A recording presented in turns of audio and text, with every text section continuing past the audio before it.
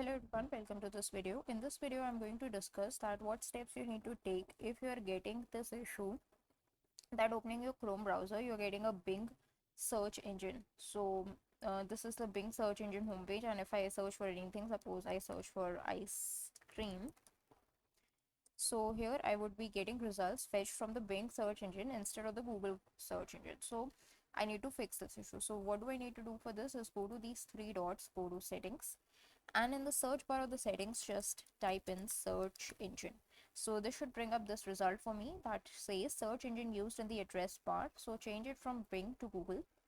To prevent Bing from taking over any more in the future, so you need to go to this manage search engines and site search, and here you will find this Bing. So click on these three dots and click on delete, so you can just remove this Bing.